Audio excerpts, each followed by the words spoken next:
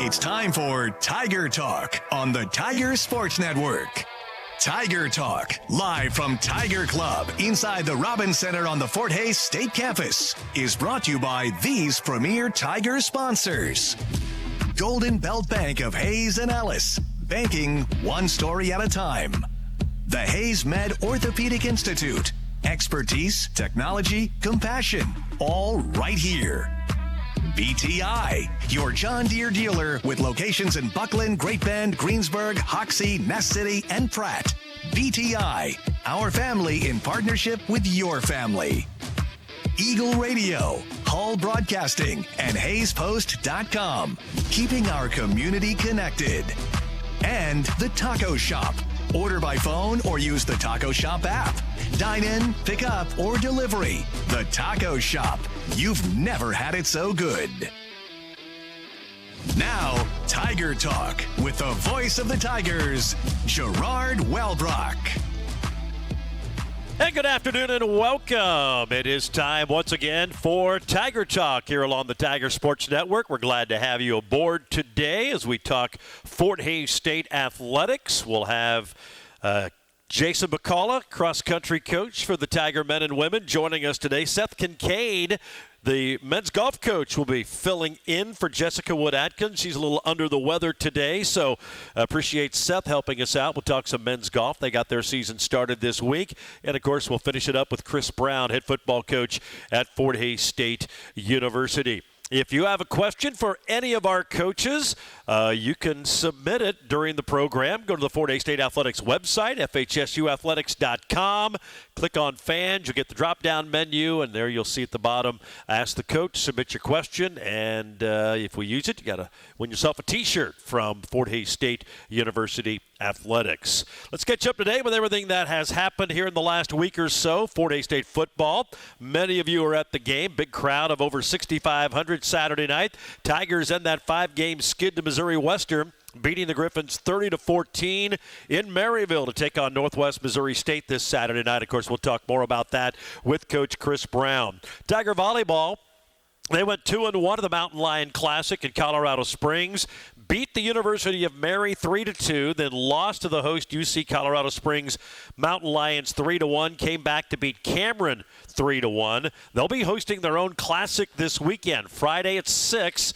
They'll host UC Colorado Springs, so a second chance with them. And then Saturday, Truman at noon and Northwestern Oklahoma State at 6 p.m. So a full weekend of volleyball at a Gross Memorial Coliseum for the Tiger Classic. Men's soccer went 2-0, beat Rockhurst in their opener last Thursday at home, 2-1. And then in Kansas City Sunday, a 1-0 winner over Upper Iowa. They've got another tough one coming up tomorrow in Kansas City. The Maryville University out of St. Louis.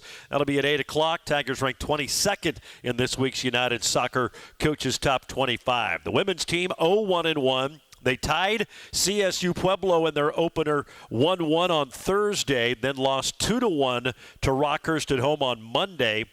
They're headed north. Augustana Friday evening at 5, then Southwest Minnesota State Sunday. Both of those matches will be in Sioux Falls, South Dakota.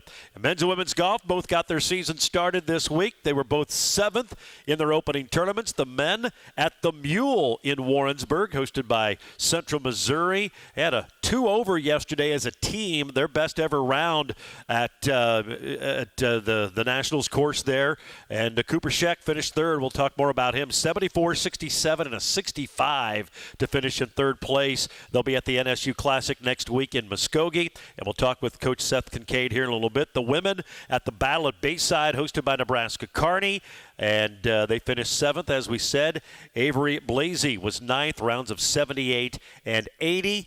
And cross-country got started, both the men and women, 4th at the J.K. Gold Classic in Wichita. We will talk more in depth about that opening meet here in just a little bit when Coach Jason McCullough joins us. He's first up on the docket. Need to remind you, the Kansas Department of Transportation and the Drive to Zero Coalition invite you to join Fans of the Plan. If you're going to be drinking, always designate a sober driver. We'll take our first break. Cross-country coach Jason McCullough is next. This is the Tiger Sports Network, built by PwC. Bobbles into the 10-5, touchdown. Into the edge, and Hayes High's going to win this football game. the three, and fake it home as it swirls. Launches a three, bang! Nothing but net. It's dropped in left field, and we are tied as 5 touchdowns. He didn't get that. He's outranked in overtime.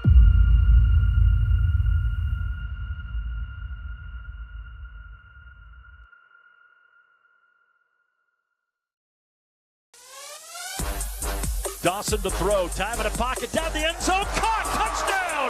Fort Hays State, Jabari Lewis, 16-yard touchdown catch. Fort Hays State, 4 plays of over 10 yards, and they score a touchdown on their opening possession. Yeah, some of the action from Saturday night. Tigers win over Missouri Western. We'll talk more about that with head football coach Chris Brown. But first, we're going to talk some cross country. Jason McCullough joining us for the first time this year. Tigers fresh off their first outing of the year, the J.K. Gold Classic, hosted by Wichita State. Both the men and women coming in 4th place. Jason, appreciate you joining us. And off to a pretty decent start against a pretty good competition that opener down in Wichita. Yeah, it was a good start for us. Our women were 4th to 3 Division I teams. So wow. We were just a few points away from Wichita State and a few points away from North Texas.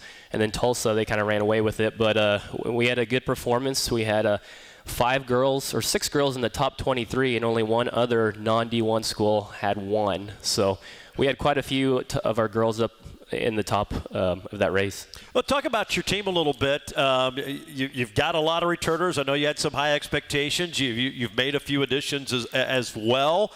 A good start for them, but maybe just an overview of the roster a little bit. I know you're excited about them. Yeah, we lost our All-American last year, Reagan Hodson, but Emily Diericks, she was our top runner this year, and she was an All-American at Colby Community College, which is the same place where Reagan was from.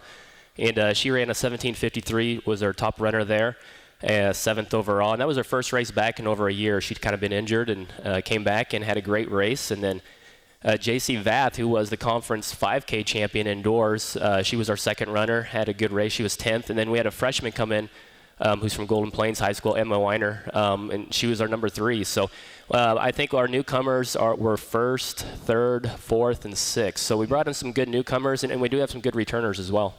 You've been liking the competition with the new faces in the program, pushing the veterans. It seems like it's kind of worked out well in that regard. Yeah, it's always good to have some newcomers in there because maybe they don't know what to expect, and they're very open to being coached, and they do a good job of listening and really just doing what the coaching staff asks. So it's good to have those newcomers in there. All right, let's talk about the guys' side. 4th place finish for them as well. Maybe just an overview of the roster and how you're liking their competition so far. Yeah, the only teams that beat them were Wichita State and North Texas, and then Washburn, which is ranked 29th in the nation in Division II. So ended up beating Emporia State and Newman and some other teams around the area. So pretty good performance there. Our top runner was Jarrett Fitzenmeyer, who's a 5th-year senior. I think he was 7th overall. So a good performance by him. And then we have a lot of young people after that, so a lot of either transfers or freshmen. We have 4 really good freshmen this year that are in our top 10, so that's kind of not normal. And we've talked about this before. When you're a freshman coming in, you make that move from the high school ranks to college cross country. It's a big difference there, and there's usually an adjustment period. But as you said, it looks like they adjusted well, at least here early on. Yeah, in high school you run 5K. We ran 6K at this meet. Our next meet's going to be a 4-mile race. They eventually run 8K and then 10K. So they're running twice as far as they do in high school. So it does become an adjustment for the men. The women run a 5K and 6K, so it's not quite the adjustment. But for the men, it's a big adjustment. So freshmen making the varsity and doing well is quite impressive. Take us through maybe your preseason workout, and now that you've begun your season, how do you go about it? What's your training like for all your runners? So we typically have about 3 hard efforts a week, and one of those usually on Tuesdays is our harder workout. So we'll probably have 2 workouts. We'll have a workout in the morning and then a workout in the evening. So that's a really tough day for us. Today's a recovery day, usually Thursday's recovery, and then have a harder workout on Friday or race on Friday or Saturday, and then a long run over the weekend. So you kind of have to have a hard effort and then come back with recovery so that you can, solidify that fitness. So you can't just go hard all the time. You got to try to find time for fitness, and then you got to try to find time for weights and strength training. And when you do that, strength training and weights, that takes a lot out of you. So you don't want to do that on your easy days.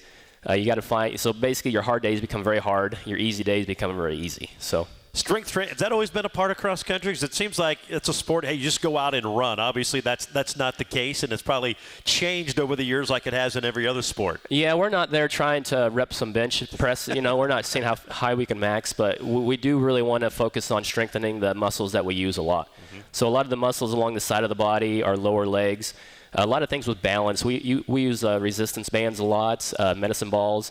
We're not trying to get big or strong. We're not building beach muscle, what I call it. We're building muscle to make you stay healthy and not get hurt. Beach muscle. I love it. That's going to be the line of the show right there. Not building beach muscle. And I agree. I don't think that's important to build beach muscle. If anyone has seen me. All right.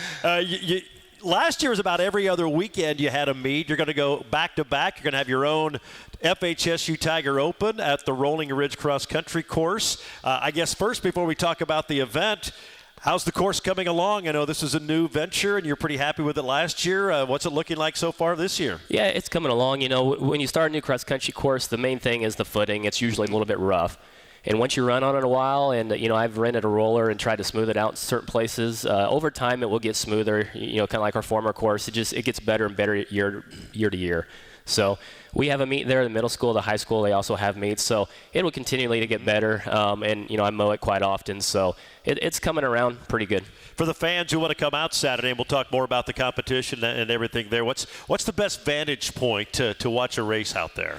Well, if you want to watch a cross-country race, you need to be active. Right. You can't. There's no multiple seating, points. Right. There's no seating, so you just need to pretty much walk around. But around the finish line, you can see quite a bit of it.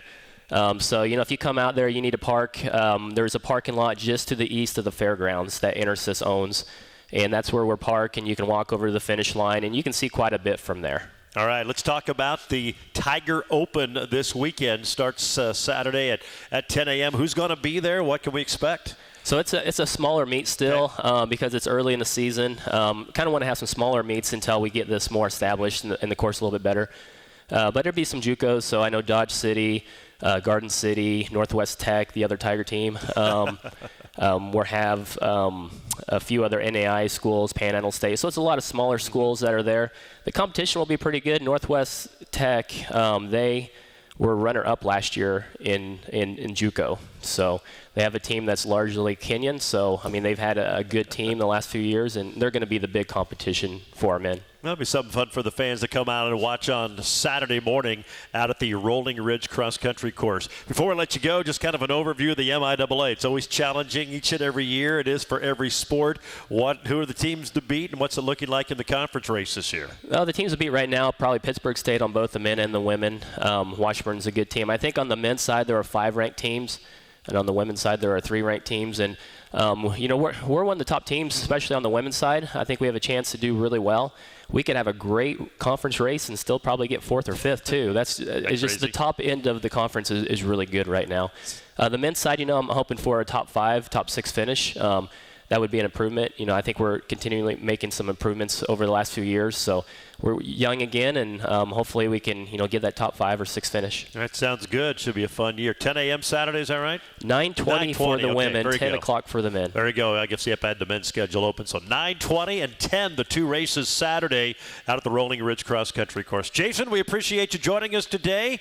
Good start to the year. Good luck this weekend and throughout the season. We'll talk to you again soon. All right. Thanks, Gerard. There you go. Jason McCullough, cross-country coach at Fort Hays State University. The FHSU Tiger Open this Saturday at the Rolling Ridge cross-country course. Tiger Talk brought to you by Golden Belt Bank. Your life has a story, and Golden Belt Bank wants to get to know that story. Golden Belt Bank of Hays and Ellis. Visit them at goldenbeltbank.com. More to come. We'll talk some men's golf. Seth Kincaid joins us next on the Tiger Sports Network, built by PwC.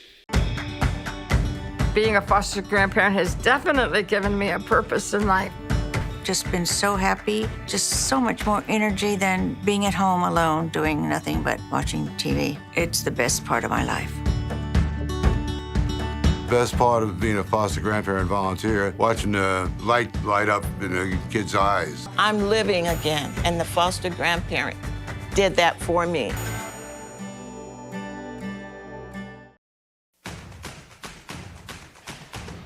Three receivers right, one left. Donovan in the shotgun from the goal line. Hit as he throws, it's tipped and intercepted. Kobe Rome picks it off from the deflection from John Johnson. And Rome has the turnover, and the Tigers will have it at the Griffin 24. And more of the action from Saturday night's Fort Hays State win over Missouri Western. We'll talk football with Coach Chris Brown here in just a little bit. Tiger Talk today brought to you by BTI, your John Deere dealer. Locations in Buckland, Great Bend, Greensburg, Hoxie, Ness City, and Pratt. BTI, our family in partnership with your family. Do the correct sound. The cross-country meet is Friday. I had it written in my notes that Saturday, and it was in my head. So it is Friday morning at 9:40 and 10 o'clock for the Fort Hays State Tiger Open. All right, let's talk some golf. Fort Hays State men and women both getting their seasons started earlier this week, both finishing 7th. The women were up in Nebraska. The men in Warrensburg at Mules National, great facility there. And the Tigers finished 7th and had a top 3 performer in Cooper Scheck, who did well. We're joined by the men's golf coach, Seth Kincaid, also an assistant sports information director at Fort Hays State. Got to be pleased with the start for your guys. Yep. Hey, Gerard. Thanks for having me. We had a great week, really great Tuesday, round 3. It's kind of been our MO the last couple years. Day 1, we kind of put ourselves maybe behind the 8 ball just a little bit, and then usually in round 3 we're able to claw back quite a bit. Like you said, there was a really big field there. We finished 7th. There were 20 teams, 104 players there, and we after day 1, our goal is always to, at the end of the year, have our scoring average under 300. Last year we were able to do it for the first time since in over 15 years as a team, and first 2 rounds we were under 300, but we still weren't where we wanted to be, where we knew we could be.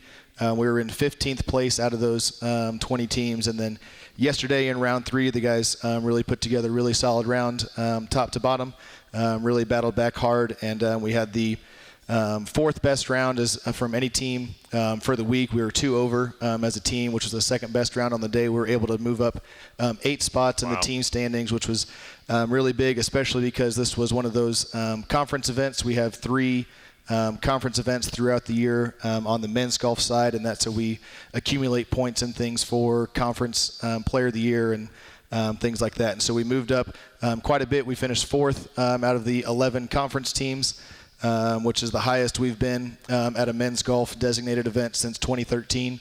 So I think that was a really good accomplishment for the guys. We were able to pass 4 conference teams yesterday with their 3rd round performance. That's exciting. That's good stuff. And as we said, a fun facility, fun place to play. And then Cooper Scheck leading the way, returner from last year, all-conference golfer. And he had a pretty good Tuesday to kind of spur that final round for all you guys. Yep. No, he's definitely leading by example out of that number 1 spot.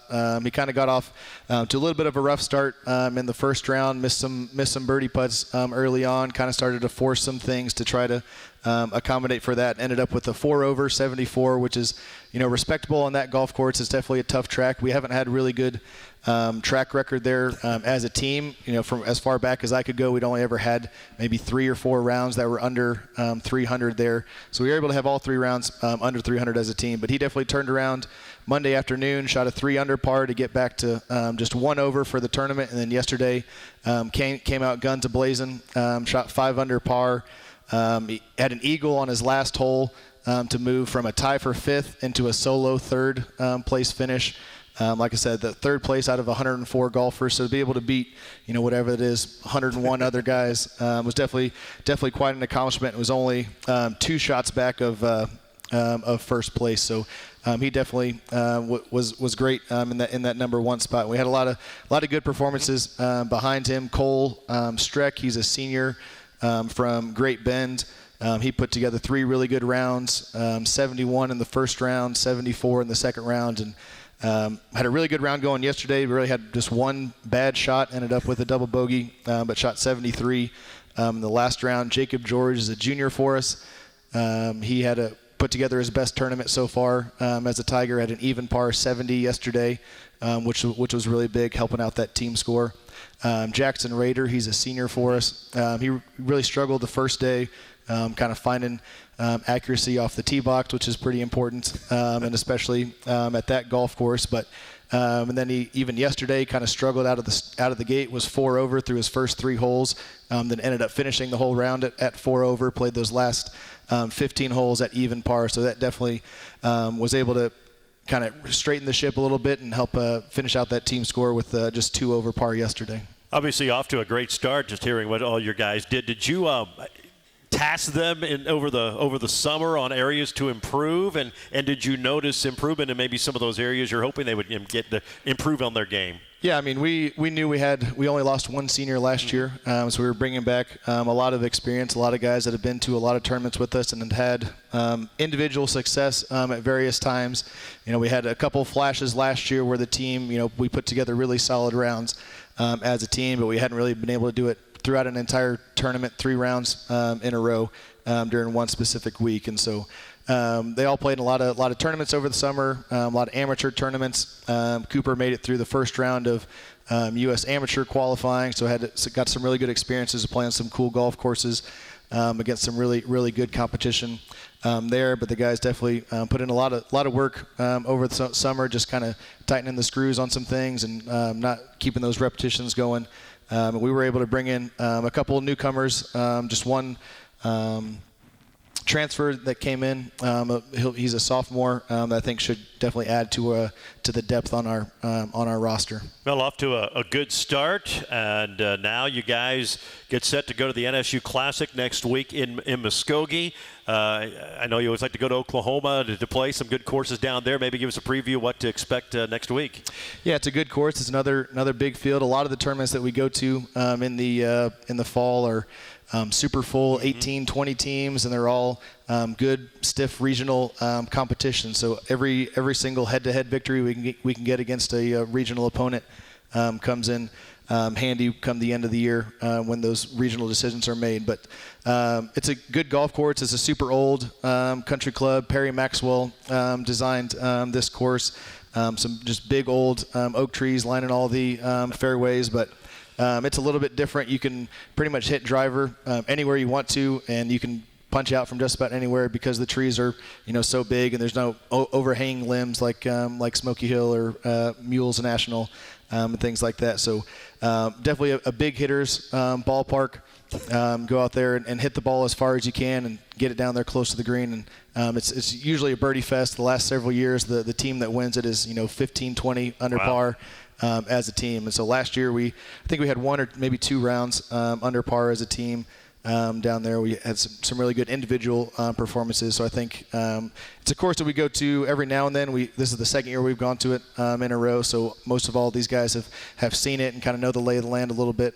So it's nice to kind of go back to those courses again. So we have a little bit more course knowledge than just going somewhere fresh. Yeah. Well, appreciate you joining us, filling in for volleyball today, and congratulations on a great start. I know you brought Cooper here to meet with some of the folks from Tiger Club. Good to see that he can golf almost as well as he can shoot threes. He's a pretty good high school basketball player. Multi-talented. Multi-talented, yes. Well, appreciate it. Good luck down in Muskogee, and good to have you on. Yep, thank you, Gerard. Thanks for all you do. There you go. That's Seth Kincaid, Fort Hays State men's golf coach, off to a good start from their season opener. Hey, look your best on Tiger Game Day with official Nike gear from BSN Sports and the Sideline Store. Go to the Fort Hays State Athletics website at fhsuathletics.com. Click on Shop.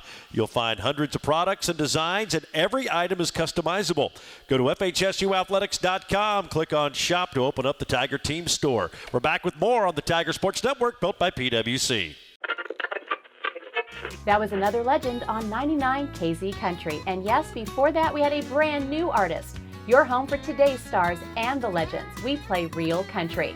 I'm Teresa Trapp. Weather, news, sports, it's all here. We're on Facebook, and there is a listen live link at hayspost.com. Dial us in on your radio at 99.5 FM. KHAZ, real country. 99 KZ Country. Griffins have 2 guys back at around the 10-yard line to receive it. High and end over end. It's going to be short, and it's going to be fielded and muffed. The ball is loose. There's a scramble, and the Tigers get it. Ryan Allen plucks it out of the air at the 20, and Fort Hays State's going to have the football. Some of the action from Saturday night, Fort Hays State knocking off Missouri Western. Welcome back to Tiger Talk. It's brought to you today by the Hayes-Med Orthopedic Institute, the most comprehensive orthopedic care in Western Kansas. Let the experts at Hayes-Med Orthopedic Institute help you move freely. Learn more at hayesmed.com/orthopedics. Joined by head football coach Chris Brown. Tigers off to a 2-0 start, opening MIAA play with a win over Missouri Western. And you got the monkey off your back, so to speak. We talked about it a lot. 5 straight losses to the Griffins, 16 of the last 18, and just bizarre ways. And it was kind of a crazy game in its own right, but you guys won. That was the bottom line, and finally got a victory over Missouri Western. Yeah, we finally had some things bounce our way, playing this game against Mo West this week. Kids did a good job. I mean, they did things we needed to do to win that ball game. Wish we could have got some more touchdowns instead of field goals, but for the most part, our kids did the things they needed to do to win that ball game, and I'm proud of them. We finally got that monkey off our back, and they're a tough football team. They really improved a lot from week 1 to week 2. I feel like we haven't done that yet, so hopefully week 2 to week 3 we make our biggest improvements this week in practice, and go play Northwest and hopefully get a win there. You got off to a quick start. We heard the highlight earlier in the show. You scored on the opening possession, had a good kick return from Jabari Lewis to start the game, and then 4 plays of 10 or more yards, and boy, you barely get to your seat. You guys are up 7-0. Got to like that fast start. It's a great start. First with a great return, and then those guys, our run game really went well, and then the pass from Jack to Jabari as well for the touchdown, and it was a quick turnaround, and that's what we like. We want to start fast, and then defensively we got a 3-and-out and made them punt, and then we didn't go down and score, and then they score again. So I feel like we have a little bit of let up, just a little bit here and there. We just got to work through that.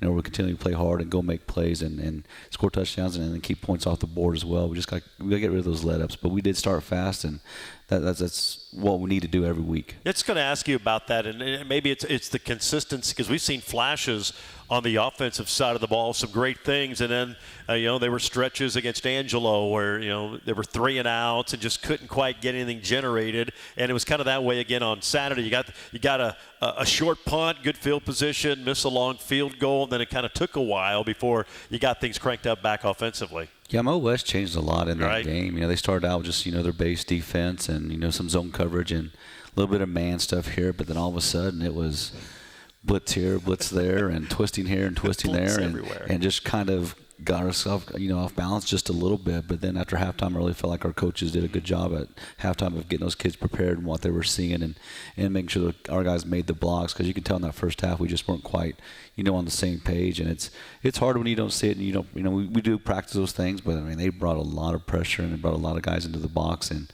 when that happens, we got to go be able to protect the quarterback and be able to throw some deep balls. And there's a bunch of those deep balls that were actually dropped that should have been caught too. So we just got to make those plays. But I thought the second half we did better. Yeah, I was going to ask you about that, because it's almost like they, after that second possession, it's like, you know what, we're going after it. And it seemed like every play they were sending a blitz from somewhere, making it challenging, and maybe not giving Jack as much time in the pocket as he would like to try to survey and find the open receiver. But it did appear that the offensive line kind of adjusted after halftime, maybe evaluate their play and how they've been doing, because that was, and we've seen this from Western before, their front four is always so good and have always been a challenge. How they handle that and just how they've progressed throughout the course of the season. I think they've really grown, just through the summer and through fall camp. They've really grown as a group, and now they've played a little bit more together than they have in the past, because they were all pretty young last year. Now they've kind of grown up just a little bit, and Coach Amari's done a great job with getting those guys coached up and understanding what they're supposed to do, offensively. And it's just a lot of it's communication and just having that feel for each other and understanding it. So they have that feel now of when to come off of blocks and go to the next guy, and picking up twists and things like that. There's also a feel to that too. So they're getting those things down. They're getting better at it. And then blitz-wise, we got to insert our running back, on some of those blitzes and pick him up. But they were doing a good job of bringing the blitzer, and then the guy that was man on the back continuing on as well. So now they bring more than what we can block. So, but they've improved and they've gotten better. And as long as they keep doing that week in and week out and improvement, I think our offense is going to be pretty explosive. Well, Shane Watts, you couldn't find him one more yard to match his career rushing high, 161. He was running with reckless abandon. Good to see that. I know he felt he could do better after the Angelo State game against a really good defense there, but he was in high form on Saturday night. Fun to see him run. I know, and you're a run-first guy. You want to establish that run. You shoot for 200 yards every game. Didn't quite get there, but that was a good improvement on the running game on Saturday. It was big, and then, it all starts up front. Without those O-linemen, those things wouldn't happen. And, they gave him some holes to run through, and he was able to see some holes as well. And it also goes with your tight ends and your receivers blocking downfield to help you get those extra yards too. So it's a team effort on that. And, everybody in that group was doing what they were supposed to do to help him get those yards. And but he is running well. He is hard to bring down. He does, make those one-on-one tackles. He makes those guys miss and able to get extra yards after initial contact as well, which is good about Shane. But he is a strong kid. Mm-hmm. I mean, he's very strong not only on the football field, but you got to see him in the weight room. That kid can put some weight up.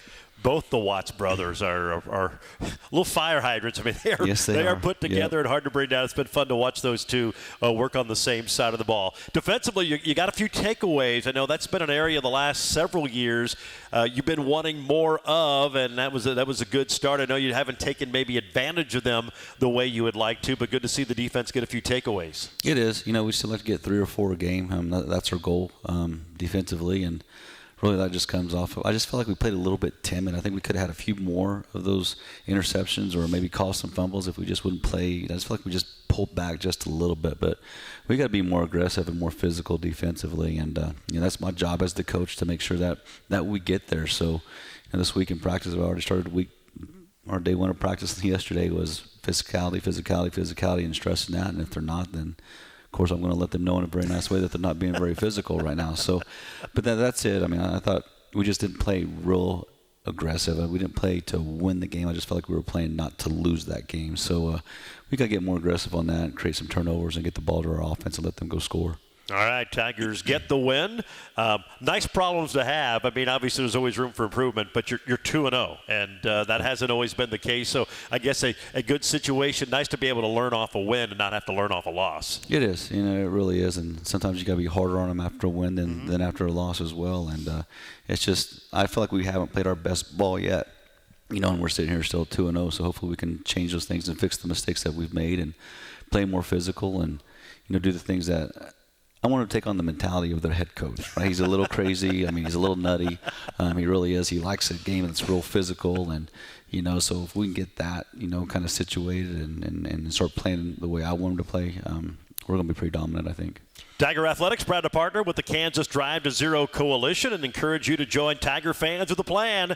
Always designate a sober driver and drive home safely from your destination. Fort Hays State headed to Maryville to take on Northwest Missouri State this Saturday night. We'll have a preview when we return. You're listening to Tiger Talk on the Tiger Sports Network, built by PwC.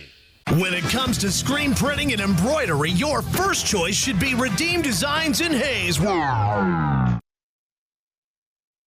Turn it up with Redeem Designs, where it's not just about the products, it's about the partnership. At Redeem Designs, you're part of the process. They work closely with you to ensure your vision comes to life. So turn up your 2024-25 season with Redeem Designs.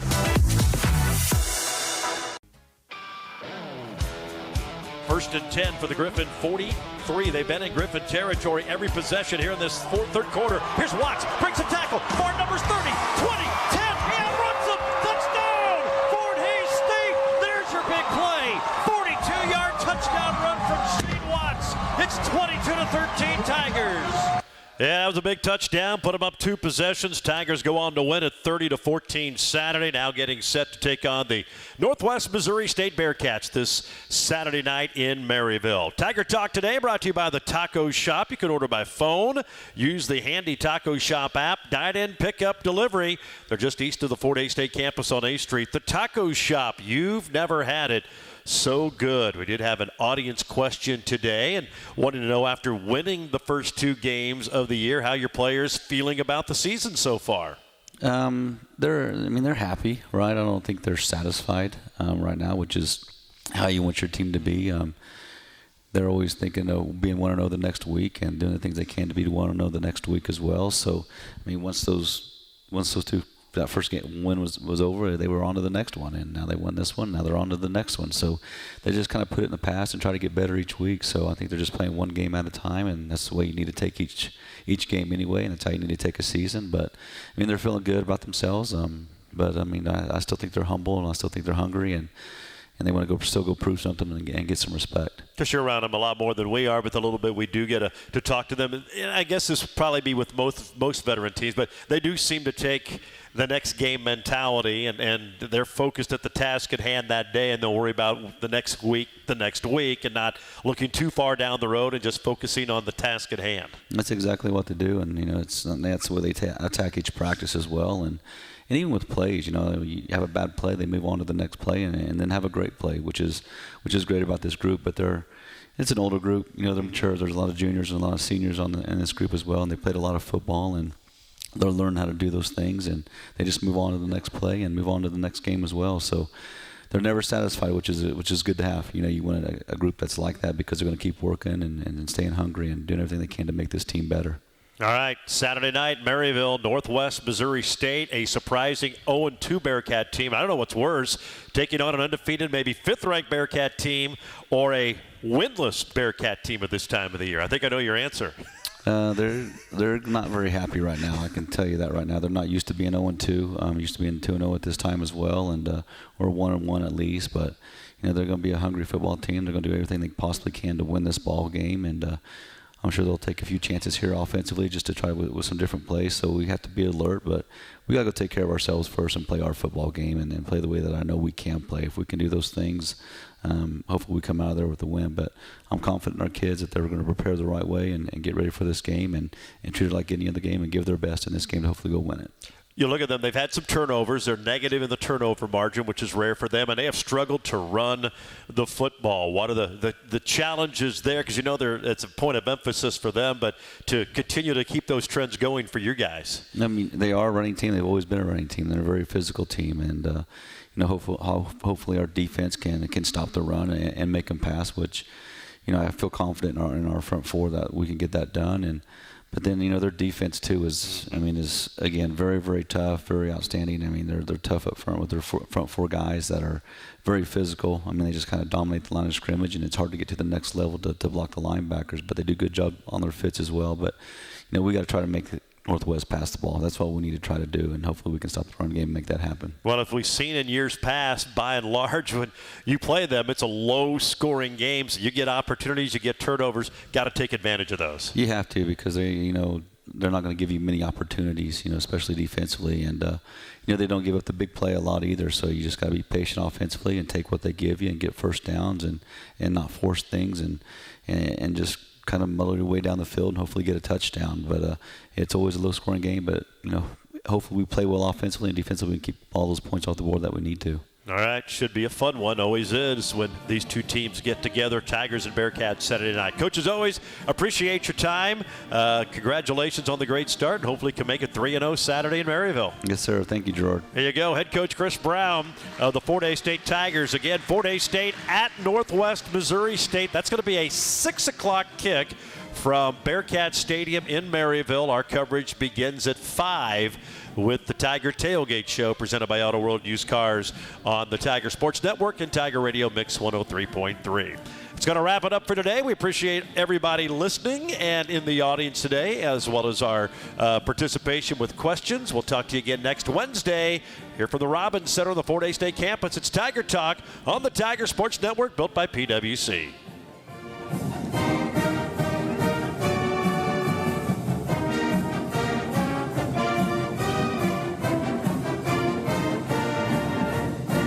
Tiger Talk, live from Tiger Club inside the Robins Center on the Fort Hays State campus.